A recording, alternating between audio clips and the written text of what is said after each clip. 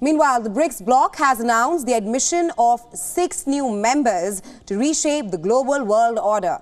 Beginning next year, Iran, Saudi Arabia, Egypt, Argentina, the UAE and Ethiopia will join the group of emerging economies.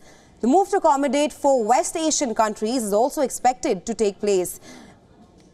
Now, Iran, which holds the world's second largest gas reserve, is set to avail its long-awaited entry into the bloc. Iranian President Ebrahim Raisi hailed the invitation to join BRICS and said that his country joining the group will make history. Raisi also supported the bloc's efforts to replace the US dollar as a trading currency. Take a listen. مطمئناً فواید عضویت جمهوری اسلامی ایران در گروه بریکس تاریخ ساز خواهد شد و فصلی نو و گامی قوی‌تر در جهت عدالت، انصاف، اخلاق و صلح پایدار در صحنه بین‌المللی رقم خواهد زد.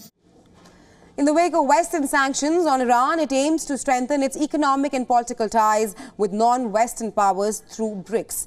For the past few years, Iran has forged a deepening strategic partnership with Russia and China while maintaining economic ties with India. Now, Iran's relation with the US and the West has worsened over the decade. The trail of these sanctions dates back to 1979. That is when the US banned Iranian imports following the Iranian Revolution. The sanctions over the years have pressed heavily against Iranian oil export and trade. Many of the major sanctions levied by Washington on Iran were aimed at derailing the country's nuclear development, except for a brief period during the Obama administration when the two countries signed a nuclear deal. There has been no let-off for Iran. Its continued hostilities against Israel triggered a reversal of that very deal, with the former US President Donald Trump unilaterally walking out of the Iran deal. In March this year, the United States imposed a fresh round of sanctions targeting Iran's oil and petrochemical sales.